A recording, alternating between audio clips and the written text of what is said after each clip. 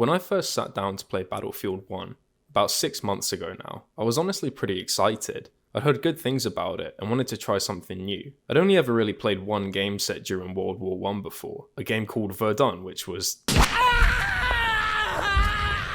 Yeah. When you first boot up the game, you're immediately taken into the first campaign mission called Storm of Steel. It opens with some text discussing how terrible World War I was, and how you're not expected to survive the encounters that are about to be presented to you. It was around the point of this paragraph that my friends, who'd already dived into the multiplayer and who I was in a Discord call with, were talking about the multiplayer game they were in at that very moment. One of them started bragging about how he'd killed 2 enemies with a flaming landmine, whilst I was about to be shown the apparent brutality of the First World War. This was my first experience with this game, by the way. Before I'd even taken control of my character, I was confronted with the inherent dissonance between making a fun game and trying to send a message about the brutality of war. This game really wants to tell a story about how the First World War was terrible and a pointless waste of life, and for the record I agree, but this little moment got me thinking, why have you chosen the format of a video game to tell that story? You know, the whole point of a video game is to be entertaining, right? Being sat down and lectured about how war is bad and taking part in it is something to be ashamed of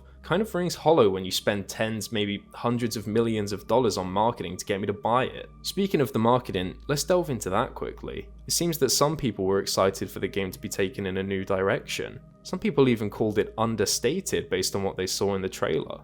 So how does the trailer reflect that sentiment? So loud, make it stop! Why is it so loud? My ears! Ah! This trailer is so dissonant from the goal of the game's developers, who wanted to create a game that was at least somewhat grounded and respectful to World War I.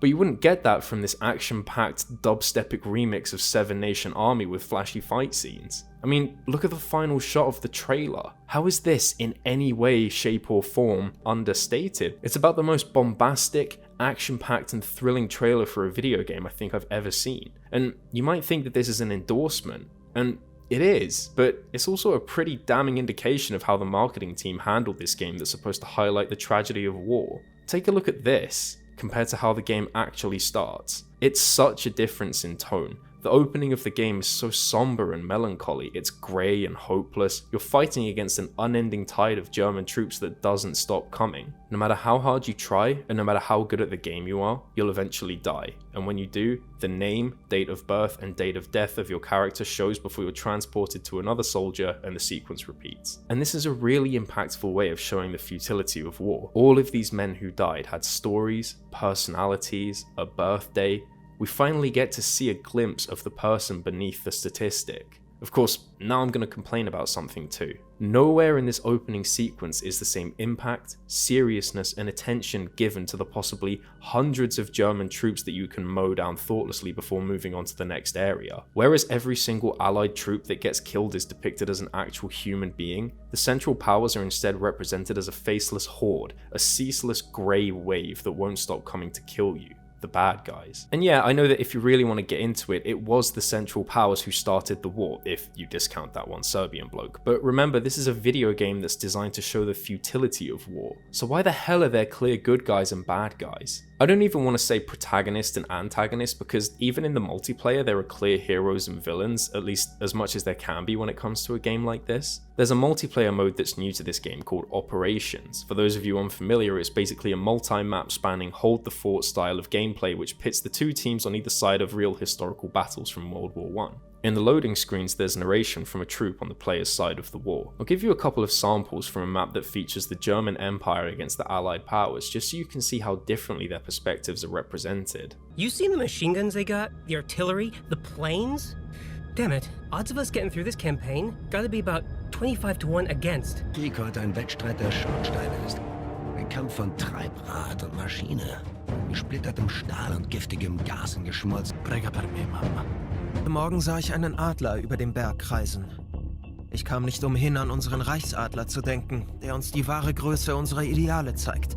You know, on the one hand you have the Allied powers, who are incredibly humanized, to the point that it makes their odds of victory seem slim to none, and wish they were back home with their family, or are praying for their safe return to their family. And on the other hand you have the Central Powers, waxing poetic about a revolution of steel and blood, a symphony of mortar shells, and the glory of our empire that shall reign for 1,000 years.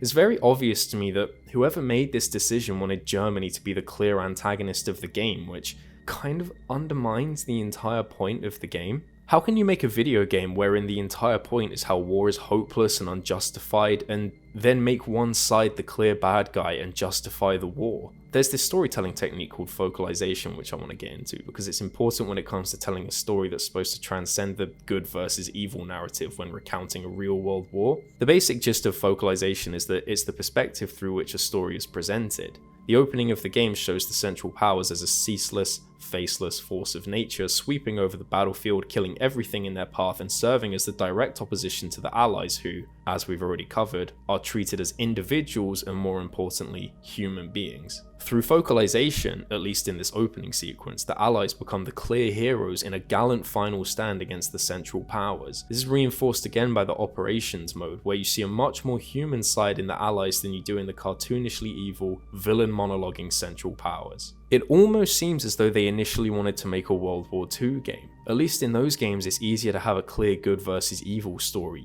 just throw some Nazis in there to kill and you're golden. That's the only way I can try and justify this clear bias and narrativization of a game that wants to remove the narrative of war being some glamorous spectacle. And this is the only perspective you get from their side, by the way. The campaign features no Central Powers perspective, which again only further biases the player towards the perspective that the Allies are the only people whose stories are worthy of being told in a sympathetic light, which, let me remind you, makes the game's anti-war, pro-human message seem a little bit shallow. So yeah, this is where the game's dissonance between needing to be a fun experience for the players and also sending a message really comes under scrutiny. On the one hand, you have the message that war isn't glorious or fun or something to be taken lightly, and on the other hand, you have...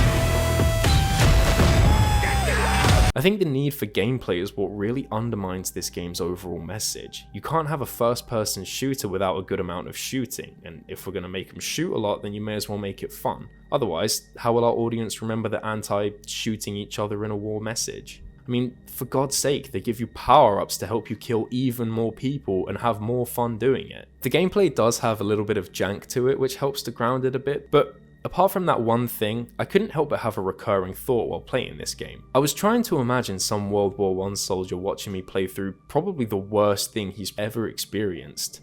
For fun? And before you say something like, it's just a game, I know, but it's the game that keeps trying to remind me how terrible war is, in between segments of murdering hundreds of faceless Germans. So yeah, this game's torn between providing a fun experience for players of previous games and telling a weighty story about the seriousness of war, and in the ensuing conflict fails at doing either in any meaningful way.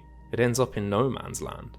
There's a piece of World War I media I want to briefly talk about before we move on to the next one, that being the 1989 television sitcom Blackadder Goes Forth. This is the fourth and final season of the British anthology sitcom, with this one taking place in the First World War. Blackadder's a very funny show, with dry humour, strong characters, and a generally light-hearted tone that never really takes itself that seriously. Absolutely awful decision for a World War I setting, you might be thinking. Except, it's actually one of the best takes on the unexpected brutality of this war I've seen to this day. Throughout the entire season, you have these men who are divorced from the reality of combat, who face off against incompetent generals and cocky aristocratic pilots, which, as you can imagine, leads to some pretty wacky and funny situations. But all of that falls away when the cast find out they're headed over the top. The bravado and levity fades away, and these characters, who've seen spanning centuries, are wiped out in an instant.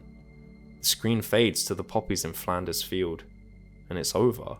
This was such a shocking and somber scene when it was first released that it's since become one of the most iconic moments in British television and still plays a role in British public perception of the war today. The key element that separates this series from Battlefield 1 is that it isn't bound by gameplay to get its message across, so it can tell an anti-war story without accidentally glorifying it to get you to pay attention. I can only imagine this series if DICE was in charge. That's all there is for me to say about the First World War. I think representing the hopelessness of war is a noble goal, but not in a first-person shooter from EA of all people. The game's way too bombastic and dynamic for the intended message to have any weight or lasting impact. So DICE didn't really accomplish what they set out to do with this game, to be honest. They wanted to make a game that depicts the horrors of war, and instead we got... And Sledgehammer Games, who are one of 3 developers for Call of Duty, began to sweat.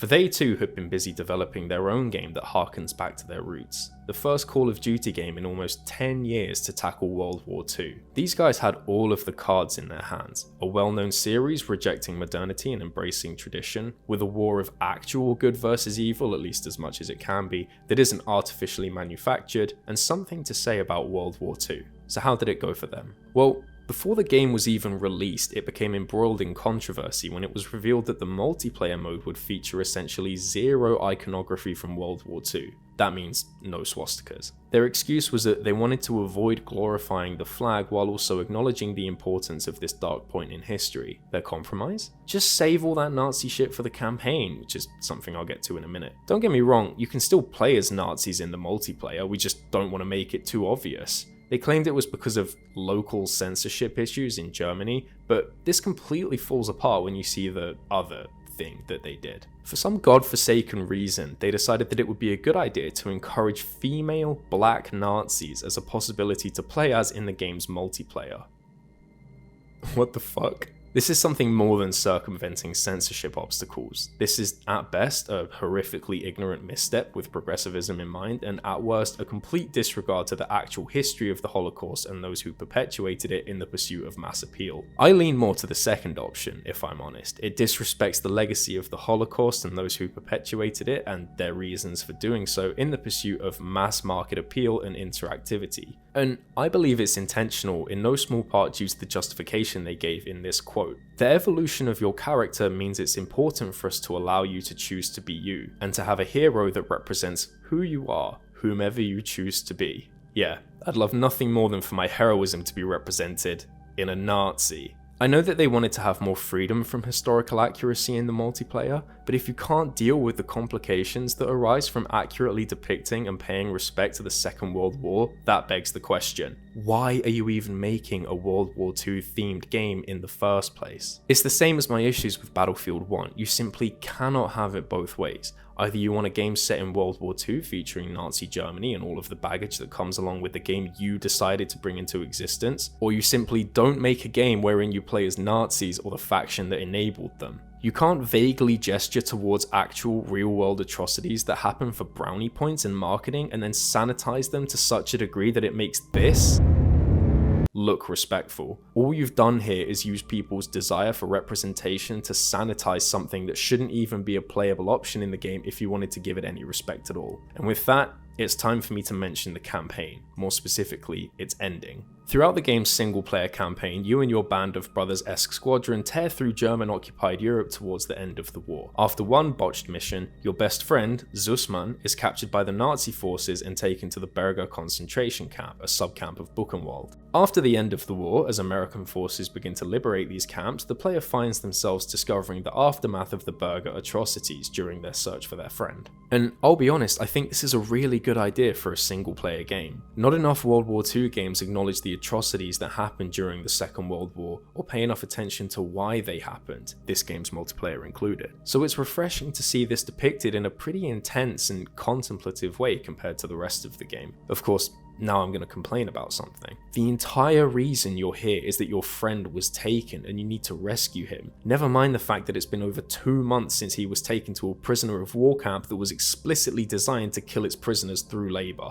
This is my main issue with the way this game attempts to depict the horrors of the Holocaust. It's too narrowly focused. The game only superficially tackles the racial element of the Holocaust with one scene taking place that vaguely alludes to the targeting of Jewish and non-Aryan people. Of course, this scene doesn't exist to educate its player based on the biases that caused the Holocaust, but simply to raise the stakes and make the player care about the fate of the one character who has a name who is also, incidentally, Jewish. Nobody cares about the soldier who actually dies in this scene, it simply exists to raise the stakes and make us want to save the main character. This is where the narrativization of the Holocaust really begins to show. The game inherently undermines the lesson it's trying to teach by making an atrocity that targets millions of people about just one person, who's essentially the main character of the Holocaust now? Even when the game introduces the cruelty of the Holocaust, it's little more than a backdrop and an afterthought that's designed, once again, to make you afraid of Zussmann's fate. You know, the only time these guys are acknowledged is when they're telling you where your friend went. Oh yeah, they went that way. And then you get to the camp and everyone's dead, but you press on trying to look for your friend, One man out of the tens of thousands who were held in this camp.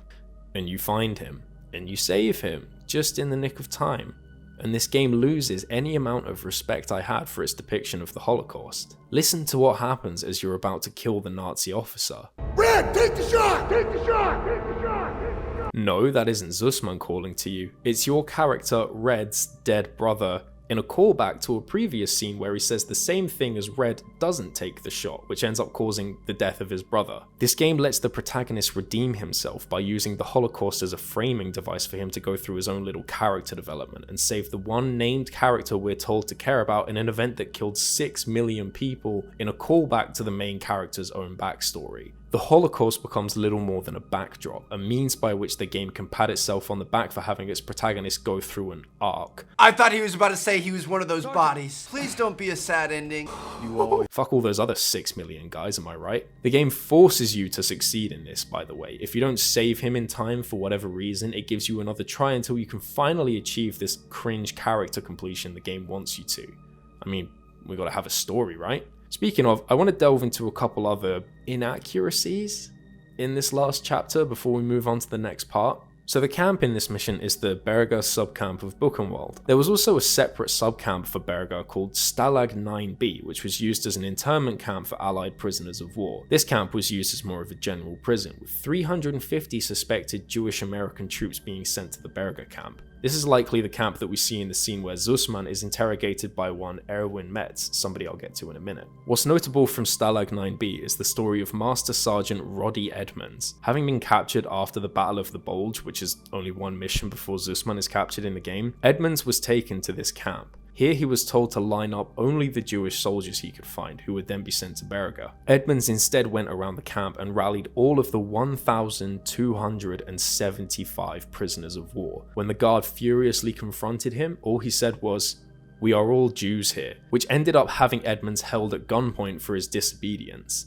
This man risked his life by refusing to rat out the Jews around him, and it's estimated that he saved hundreds of lives by doing so. So if you've played Call of Duty World War II, you might be noticing some parallels between this story and that in the single-player campaign. Welche sind die Juden? Fick Dick. Zeig sie mir! We're Americans. Period.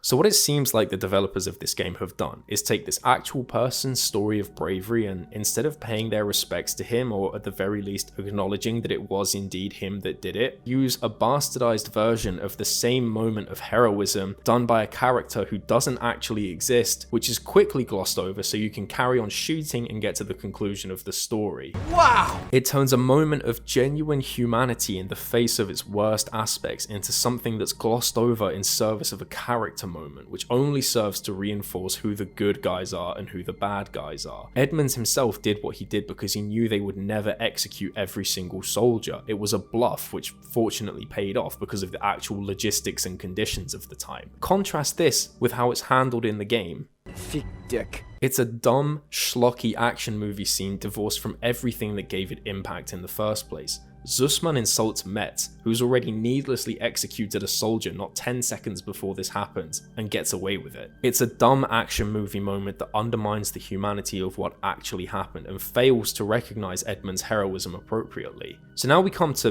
perhaps the most egregious inaccuracy of this game's conclusion, which is the fate of Erwin Metz, the Nazi officer. In the game, he is summarily executed by the player as he attempts to kill the one main character of the Holocaust that you can still rescue, and that's the end of it. It's a pretty cheap scene considering he's only been in the game for about 5 minutes beforehand, and the game attempts to depict this moment as a victory. You killed the Nazi bad guy, congrats, the threat is forever defeated and you can finally go home.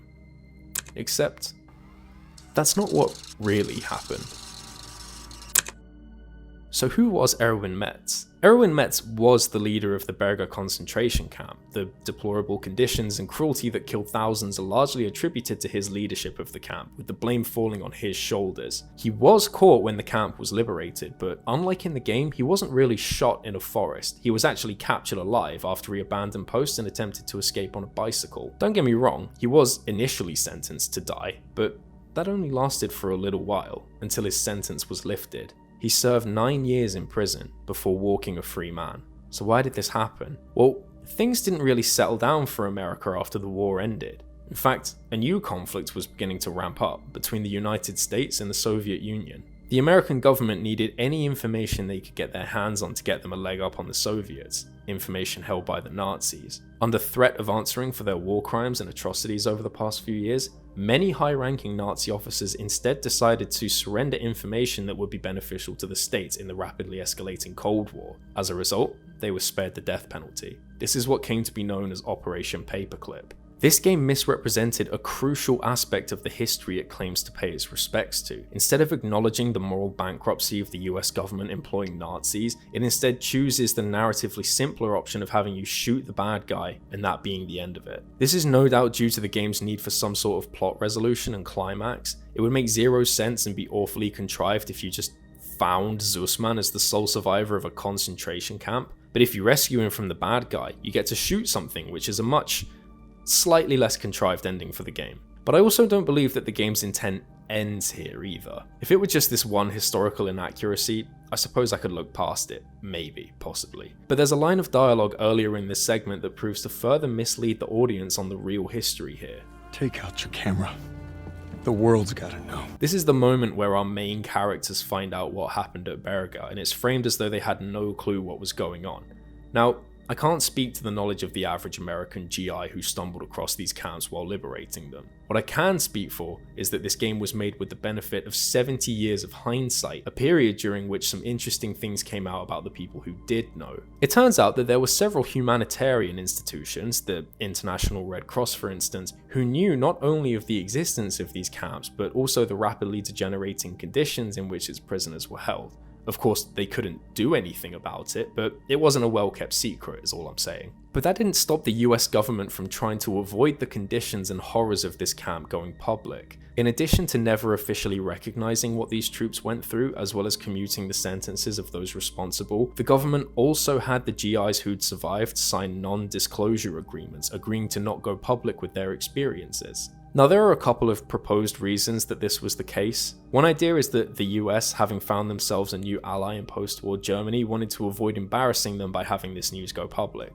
But I'm not really sure how much I believe this. There were, after all, several propaganda documentaries released detailing the aftermath of the Holocaust for American audiences. There were also those screenings that were held for German citizens, so I don't know how much I believe this claim. The other opinion is that because the conditions of these camps that held GIs were already known, it would reflect very poorly on the US government to have it known that they didn't really do anything to mitigate the situation. I believe this theory a lot more, to be honest. America's need for leverage over the Soviets and to cover their own backs after their inaction is a pretty good reason to have, at the very least, the impact of Berga on its American prisoners hidden. That way the US government can step in and say, "Oh no, how could this have happened? We had no idea," and then promptly hire the people who did these things to their troops to gain an advantage after not allowing the victims to stand trial, because if they did, Metz wouldn't have been able to lie as obviously as he did and would have died, taking Nazi secrets with him. So with that massive segue finished, we can examine why it is that this game tackled these events in the way that they did. It should be pretty clear by now that this game sacrificed the true story of Berga and Stalag 9B in exchange for a more compelling and satisfactory narrative for the benefit of the game's player. After all, you can't have a good versus evil story against the Nazis and then make America aligned with the bad guys, can you?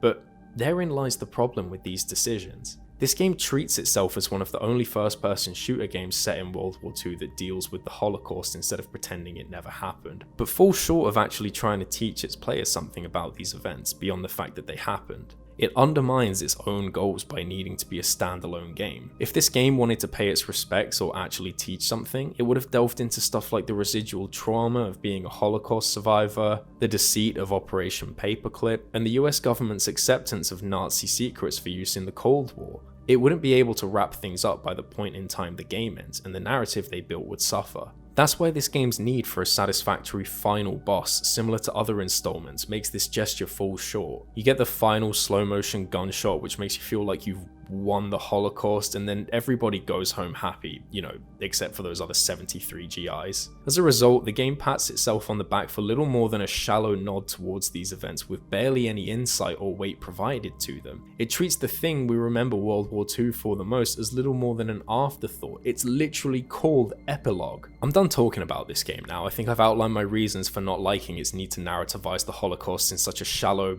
entertaining way to the benefit of the US government. It's the video game equivalent of The Boy in the Striped Pajamas, a shallow interpretation of actual history that pats itself on the back for the virtue of its own existence, and little more than that. And I want to point out that these aren't just isolated cases from these recent games, mind you. Call of Duty has been rewriting history in its games ever since the franchise became modern. Call of Duty Black Ops is the 7th main installment of the Call of Duty franchise, taking place during the Cold War. There isn't as much to say about this game as those I've already spoken about, but there are a couple of notable things, especially with the knowledge of Operation Paperclip and the like after World War II ended, that I wanted to get into. During the game, your character, Alex Mason, ends up in a gulag wherein he meets one of the previous protagonists, Viktor Reznov, from a different World War II game in the franchise. It's here that he brainwashes the player character into killing 3 high-ranking Soviet and Nazi officers. Dragovich, Kravchenko, Steiner. These men must die. So he asks you to kill the Soviet officers Kravchenko and Dragovich, who have taken the Nazi officer Steiner under their employ. This is because the Soviet government needed any information they could get their hands on to get them a leg up on the Americans, information held by Nazis. Under threat of answering for their war crimes and atrocities over the past few years, many high-ranking Nazi officers instead decided to surrender information that would be beneficial to the Soviets in the rapidly escalating Cold War. Hey, wait a second. Yeah, this is just Operation Paperclip, except the Russians did it. It was called Operation Osoaviachim? Yeah, it turns out that the Americans weren't the only ones who thought to dip into the massive pool of research and resources that suddenly became available to them after the war, obviously. Your Russian comrade, Reznov, takes issue with this decision and insists that you avenge this betrayal of everyone who died fighting the Nazis you now serve. Just listen to how he describes it. Collaborating with any Nazi is a betrayal against all of Mother Russia. This is what eventually leads you to murder Steiner and destroy the secrets of his chemical weapon, Nova 6. What bothers me about this narrative is that it once again only focuses on the collaboration with Nazis from one side of the war and disregards the actual history of Operation Paperclip and the like. There is this one line of dialogue that acknowledges this as a possibility. The flag may be different, but the methods are the same. And you might think that this excuses the one-sidedness of how this game depicts collaboration with Nazis, but if anything, I think it further points to how video games are a dodgy medium to use to portray actual history, or at least parallels to it. You see, besides this one line, there really isn't any other indication that American collaboration with the Nazis is a bad thing or even something that happened. He's just kind of an overarching antagonist who you eventually shoot in the face and that's it. His death isn't so much of an obstacle for the US government, who want to use Nova 6, to overcome as it is tying up a loose plot thread. It's just a way for the game to reveal that Reznov was dead all along, spoilers, and that you were the one who killed him. This is because Reznov, during your stay at the Gulag, brainwashed you into killing his 3 arch enemies. So forget this line, the flag may be different, but the methods are the same, actually being a commentary on Operation Paperclip and the like. Now it just falls under the brainwashing Reznov put you through so that we can have a plot twist later on. The game reduces the importance and significance of things like Operation Paperclip and instead removes these decisions of consequence by placing them under the larger umbrella of Reznov's brainwashing. And real history becomes little more than a device used by an unreliable narrator. And this lack of responsibility carries on when, having demonstrated that your brainwashing is still active, your CIA handlers allow you to participate in a raid and kill the main bad guy at the end of the game. Never mind the fact that you went against direct orders and killed someone the US government wanted alive, none of that matters. This is because the guy that you killed, despite orders otherwise, was a Nazi, and the American government would never punish you for killing a Nazi, right? And even when the government wants him alive, it appears only to be in service of an altruistic goal, stopping the release of chemical weapons all across America through sleeper agents. Dragovich has sleeper cells waiting for the signal to release the Nova 6. Only I can tell you how to stop the broadcast. So this game, unlike Call of Duty World War II, actually acknowledges collaboration with Nazis in post-World War II, which is good, except the way they do it is through a bland good versus evil story where the only reason we want to save a Nazi is so we can save people from chemical weapons, we promise. Because I mean, you can't play a video game on behalf of the bad guys, can you? And speaking of saving people from chemical weapons, I wanted to touch on that briefly. Nova 6 in this game is little more than a plot element that adds the ticking time bomb sense of urgency to the narrative. Literally, the countdown is ticking. When it runs out, sleeper agents all across the states will activate Nova 6 bombs, no doubt killing millions of civilians and wreaking havoc across the country. The way this chemical agent is introduced is during a flashback wherein Reznov witnesses his best friend murdered in a Nova 6 gas chamber by his superiors in a showcase of what the gas is capable of. So we have a world superpower taking part in the Cold War who wants to use any means they can, even Nazi secrets, to get a leg up on their opposition. They're willing to use chemical weapons indiscriminately in order to cause as much devastation to the opposition as possible, so that their military operations can be disrupted and the takeover will be more efficient. This government doesn't even care about their own forces suffering the side effects and will do anything they can to deny and hide the damage they did to their own troops in the process of using these chemical weapons. Imagine if this had happened. Oh, how horrible that would be. Okay, so pedantry aside, I think this illustrates one of my biggest gripes with Black Ops and the Call of Duty franchise as a whole. It would be one thing for this game to ignore the existence and after effects of Agent Orange like Call of Duty World War II did with Operation Paperclip, but to then turn around and vilify the other side for the exact same thing you did is so reductive it becomes insulting. It's a game about clandestine, shady government dealings during the Cold War, which in its need to have a compelling good versus evil story simple enough for its 13-year-old player base to understand, necessitates the removal or outright denial and reversal of those shady clandestine dealings. The US government did use chemical weapons they knew had a serious impact on the health of civilians. They did lie to their own troops about the side effects and withhold compensation when these side effects became apparent, and they did collaborate with Nazis to get an advantage over the Soviets. All this game does in its representations of these events is bastardize them, and I want to speak about one more example in the Call of Duty franchise before I examine why these things actually happen, because believe it or not, I don't think this is down to ignorance or a mishandling of complex history, but something a bit more sinister. Call of Duty Modern Warfare is the fourth installment in the Call of Duty franchise. Unlike all previous entries set in World War II, this one broke new ground by taking place in the modern day. It dealt with contemporary conflicts like the war in the Middle East and their dictators, and revolutionized the franchise, taking it in the direction it's been heading in for the last 15 years. It also set a precedent for this weird historical revisionism that we've uncovered so far. This game contains several parallels to the real war in the Middle East, the largest of which being the game's antagonists, scenery, and central conflict. The game makes a very distinct effort to not outright say where in the Middle East it's set, rather it takes place in some nondescript country in the middle of the Middle East, the Middle East if you will. But I want to contest this using evidence that the game itself provides me in order to uncover what the game is really trying to do. Take a look at this cutscene. You'll see this landmass with a distinctly upwardly curving spike on the right hand side. The main focus of this cutscene is this landmass continuing on from the body of water that flows through this region. Now, I always enjoy seeing fictional maps in media when they want to draw real life parallels, because most of the time it's just some country they try to pretend is another fictional country, and it's no different here. If you look up a map of the Middle East, you'll find the exact same geography, body of water, and spiky bit of land on the right hand side. The location of this scene in Modern Warfare translates exactly to Iraq's location in the real world. Of course, they can't outright say it's Iraq because that might lead to some controversy, and having the geography be the same doesn't mean it's a one-to-one replica of Iraq, does it?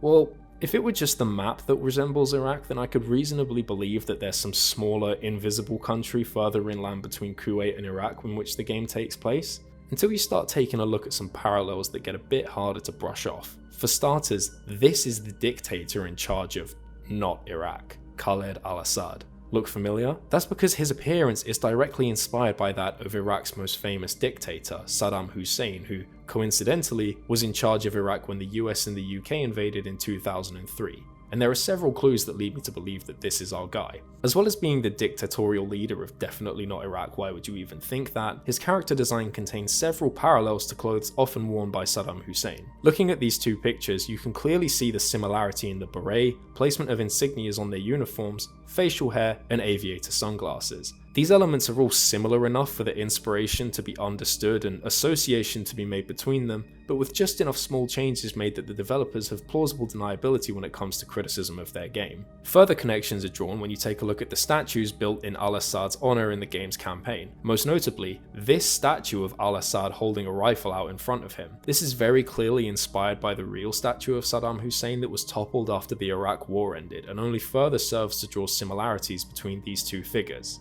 I even found this photo of Saddam Hussein holding a gun out in front of him, much in the same way as the statue. There's one more thing I wanted to mention before we get to the main issue with this game, just in case you aren't convinced by the parallels so far. Take a look at the scarf al-Assad wears throughout his scenes in the game. It's a pretty distinct pattern, one you'd be able to recognize at a glance. When I was looking into photos of Saddam Hussein to try and find parallels, I found several photos of Hussein wearing scarves and headdresses with very similar patterns and color organizations. The most striking of which I saw in a propaganda poster from 2001. Just look at how similar these pieces of clothing are, not just in colour, but the fact that it's the same article of clothing too, a scarf. It even has the same pattern towards the end. I refuse to believe that this is a coincidence, to be honest. I don't know why this scarf was seen as such a recognizable item of Saddam's clothing that it was used in a propaganda poster and modified to support Palestine, but it's obviously the same reason that the exact same scarf plays into his character design in Modern Warfare.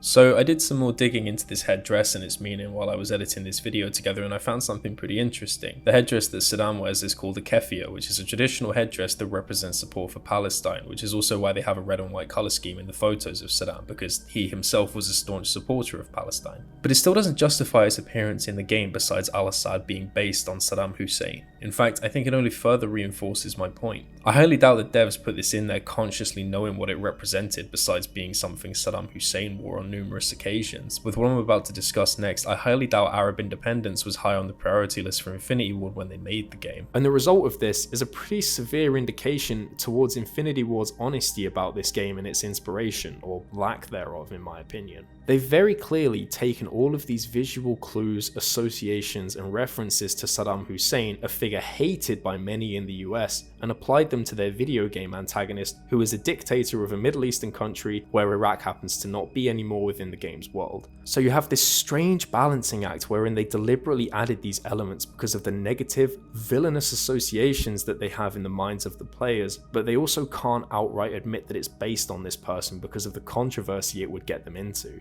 Of course, other video games and media have contained references to real historical figures and fictionalized them. It's pretty commonplace. So why would this game be any different?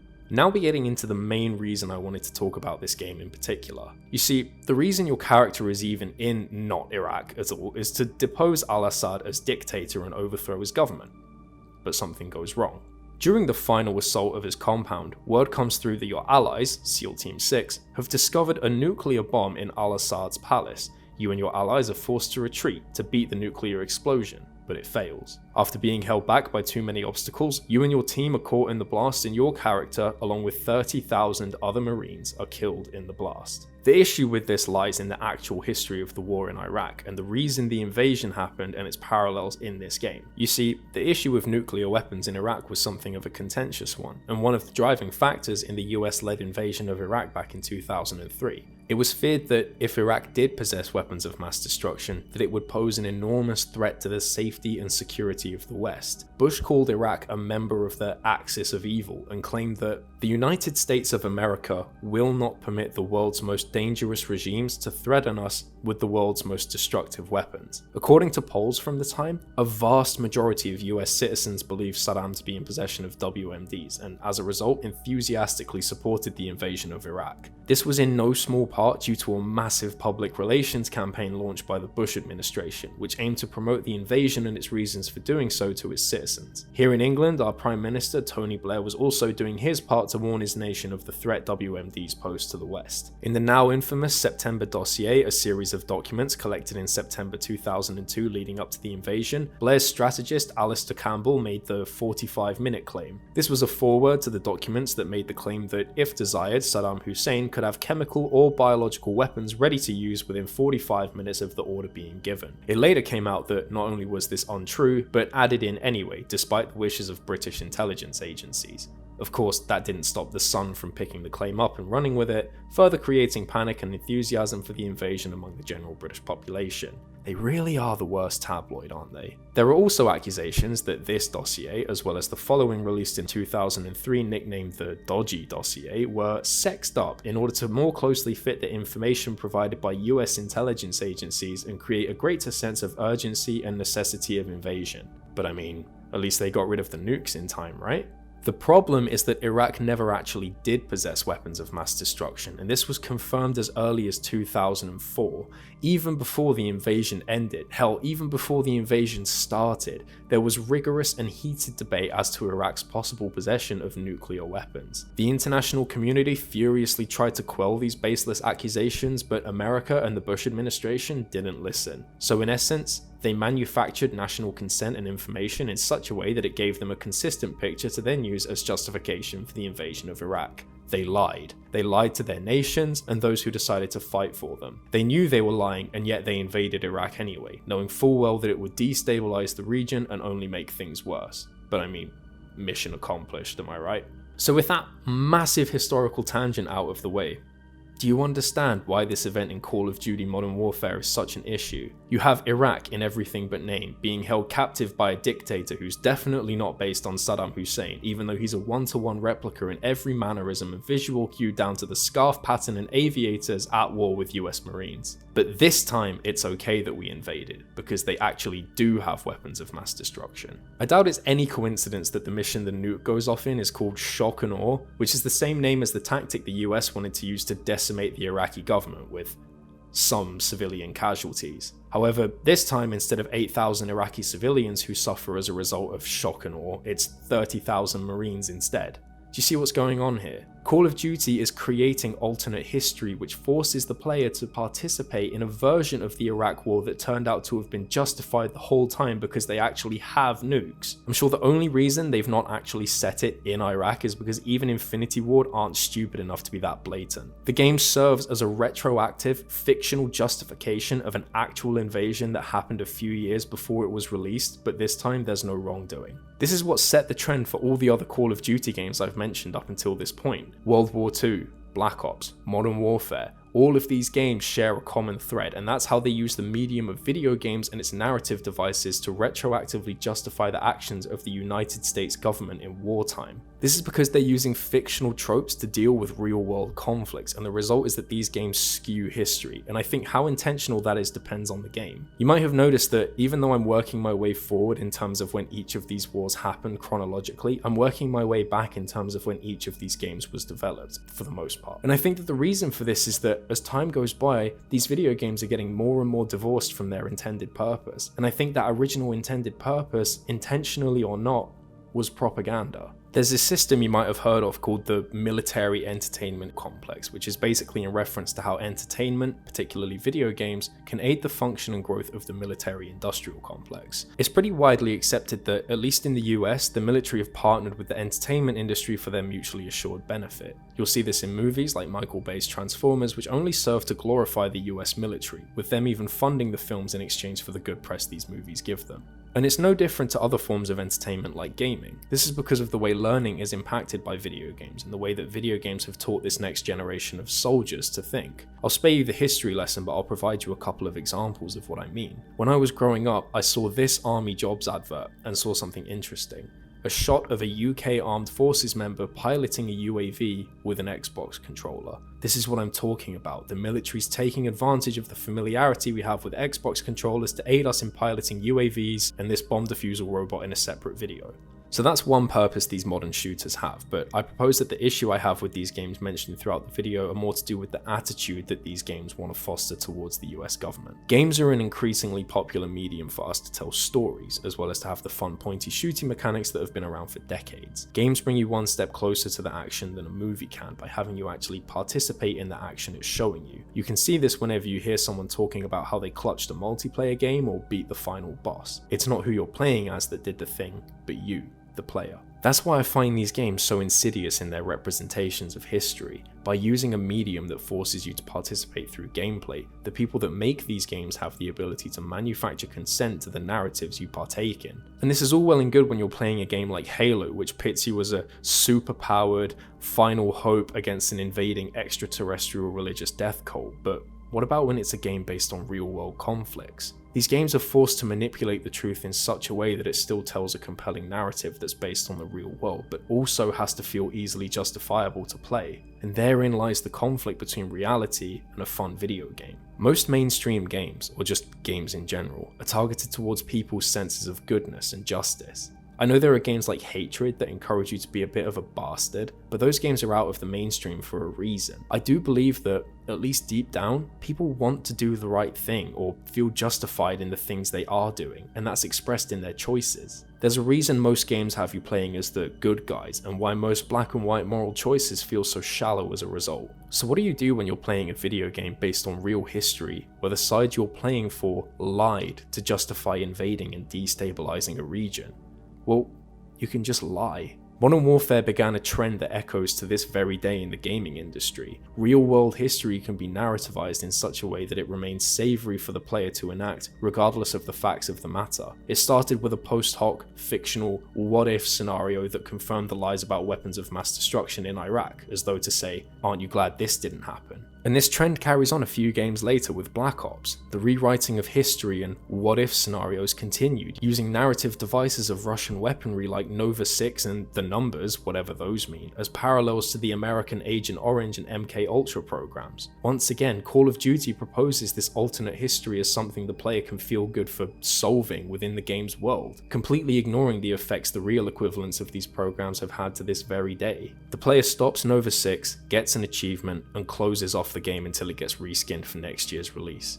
Meanwhile, there are still people to this day who are suffering the side effects of Agent Orange and birth defects as a result of its pollution. It's not even so much that it takes inspiration from real people suffering or even that it's inaccurate that bothers me. Of course art is going to be inaccurate, and of course it's going to take inspiration from the real world. It's the fact that these games maliciously have the player enact the lies that justify the government's actions. You know, weapons of mass destruction pose a huge threat to the West, like this. Thank God we never suffered a chemical weapon attack on our own civilians, could you imagine? We had a zero-tolerance policy for Nazis after World War II and made sure their ideology was eradicated and punished. It's retroactive justification for the US government's lies and actions in the wake of all of these historical events. It's interactive propaganda, and it's had a rippling effect on video games to this day, even if they don't know it. I'd be willing to wager that this is the reason for Battlefield 1's confusing messaging, even if they don't understand why. I think this isn't so much a criticism of Battlefield 1, but rather the gaming industry as a whole, as influenced by modern Call of Duty titles. Battlefield 1 is a victim of trends as influenced by a franchise that has a vested interest in misrepresenting actual history through the lens of good versus bad guys. Were this any other event in history, it probably would have gone unnoticed and slipped under the radar. But the issue arises when you have an anti-war game being developed in an industry rife with jingoistic, propagandistic, alt history games, which then falls into the same traps. That's why this game's anti-war message rings so hollow when you think about it. Even when they have to paint all sides of the conflict as victims of this circumstance, they still have to resort to the same foreign-speaking, empire-building, faceless bad guys that the Call of Duty franchise has spent the last 10 years perfecting. It's a game that so desperately wants to tell a compelling story of history, but can't because of the previous games that shaped the industry it now finds itself in.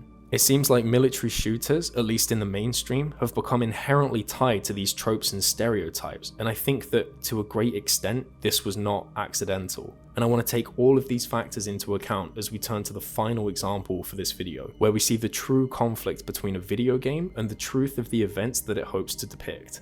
6 Days in Fallujah is an upcoming first-person shooter game set to be released later this year in December 2022. It's described as one of the first video games to exclusively focus on the Iraq War, which, looking at the games we've just described, probably means the first game, to be honest about it. Actually, scratch that, because they've outright admitted that they won't even be doing that. In one of the game's announcements, the CEO of the game's publisher, Peter Tamt, said that the game would provide no political commentary on the war. By this, he goes on to explain that the game won't focus on the reasons the American forces were there, and will instead focus on the boots-on-the-ground action of the troops who were there. So you want to make a game about the invasion of Iraq without feeling the need to justify why the invasion is happening? They know they can't justify it. But that doesn't stop them from trying. In a rephrasing of his original statement several months later, Tamt had this to say: "Anyone who makes a game about the war in Iraq understands the events and sees it connected to politics. What we're saying is, we're not making a statement about how the war started. Instead, we focus on the fight, and we want to give a voice to those who were in the fight." The problem is that you're falling into the same trappings as other contemporary shooters by only showing one side of the conflict. He does clarify that, having interviewed 26 Iraqi survivors of the battle, that there will be some high-intensity stealth missions where you play as an unarmed Iraqi civilian. And I'm gonna call it now, you won't be sneaking away from American troops. You can't be. How can you develop a game that tries to avoid the politics of a massive invasion of a country based on false information that tries to make you empathize with the decisions of the US troops that then portrays those US troops as villains? You can't. I guarantee that these missions will have you sneaking away from some insurgents, maybe in the hopes of escaping the city or something. It'll act as though the US is there to help you reach safety. Just try not to be spotted by the US troops at nighttime. They've put you under a shoot to kill curfew.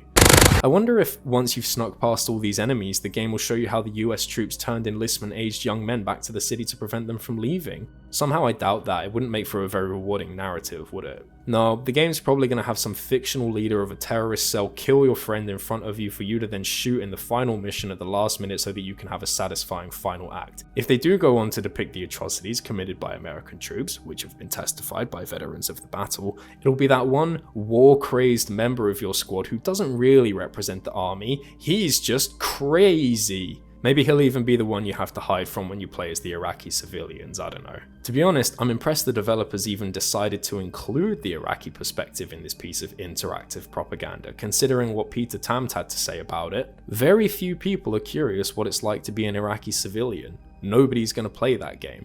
It says it all really, doesn't it? Even this game, which claims to want to represent the difficult truth of the war, but not really in any significant way, falls victim to the same money-grabbing, mass appeal targeting trends and skewed focus that Call of Duty shaped all the way back in 2007. I guess I shouldn't really be surprised considering that this game was originally meant to be released in 2010, but still, it's not a good look. I'm more shocked at how little the landscape of gaming has changed since this game's originally intended release date. In the 12 years this game has been on the shelf, military shooters have enabled the same tropes I criticized Modern Warfare for over and over again. I mean, hell, even the 2019 reboot of Modern Warfare does this exact same thing. Tariq al-Maut, the highway of death. The Russians bombed it during the invasion, killing the people trying to escape. No, they didn't. That was you, America. What are you doing? I can't wait for this year's Modern Warfare, where your character has to visit a hospital that gets drone striked by the Russians. Thank God something like that could never happen, am I right? The only thing this game does differently is acknowledge how little people want to criticize the art they consume. I saw a lot of comments under the announcement trailer for this game in a heated argument as to whether or not this game goes far enough in its search for the truth about the Iraq War. It doesn't, obviously, but there's still a debate. The game's critics have outlined everything I've already mentioned, and the critics of those critics are saying things like, why has everything got to be political with you lot? You just have to complain about the game before it's even come out. Here's a game that talks about how war is hell and not a fun romp. And this argument frustrates me because to the supporters of games like these, this argument can be spun both ways. You know, on the one hand you have this game that's decided to tackle a real event that killed thousands of real innocent people, and that deserves respect for tackling difficult subjects. And on the other hand, anything this game gets wrong or misrepresents deliberately is okay because, well, it's just a video game, what did you expect? And I find this double standard kind of cowardly, to be honest. I think all it does is serve to defend what you like without having to engage with it further, and this is inherent to the game's concept. This game falls into the same trap as Battlefield 1, in that it has to choose which parts of its anti-war sentiment to sacrifice to make a fun game, because if you're too truthful, nobody's going to play that game. And therein lies the issue. The most respectful thing you can do for these events is not recreate a skewed version of them that your audience actively participates in, or at the very least, maybe don't skew the truth to such an extent that you sacrifice the stories of the real victims for fun gameplay. This war of mine managed to create a game where you play from the perspective of a civilian in a war-occupied city and become one of the most compelling games in its genre. So don't tell me that nobody's going to play that game, because that's a lie. But then again, when has the truth ever got in the way of some good old entertainment?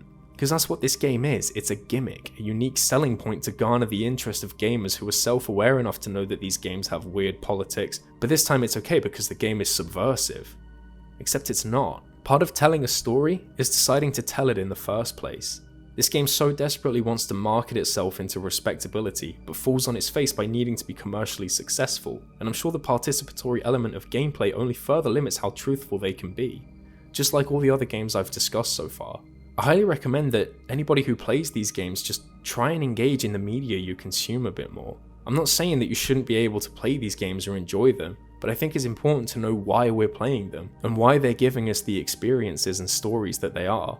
Games like these will always focus on player satisfaction before sending a message or teaching a lesson. They have to, or else you wouldn't have the basic foundations of a video game half the time. So when these games become concerned with the politics of the real world, using real people's stories and experiences as a basis for their biased perspective, you have to wonder who's really being served by these products in their current format, especially if they outright admit that it isn't the full story. These games, by having you act out the invasion, by misrepresenting the truth to the extent that it only justifies the actions of our guys, even if you have to create an alternative history to do it, are manufacturing consent to warfare and creating an illusionary justification for the military-industrial complex and the harm it causes.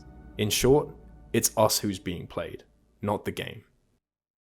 Thank you very much for watching, everyone. This video was pretty different to my usual style of content, but it was fun to branch out and try something new. I had a lot of fun revisiting some of these old games that I grew up with, and I hope that I've at least shared a different perspective on some of them. Games are a massive part of today's entertainment, and like any other form of art, they're subject to input from people with interests directly opposed to our own, and I hope I've managed to explain why today. If you enjoyed what I had to say or feel like you've learned something new, make sure to subscribe to my YouTube channel and turn on notifications so you don't miss anything. I've got a long list of interesting and unique topics I'd like to cover, and I'd love for you to join me when I do. If you're feeling extra generous, please consider donating to my Patreon. It's a flat fee for every member, and you get all sorts of cool bonuses like additional content that was cut from the original video, access to a live Q&A after the video goes live, and the ability to vote which topic you want to see next. That's pretty much it for this time around. Thanks for watching, and I'll see you next time. Cheers.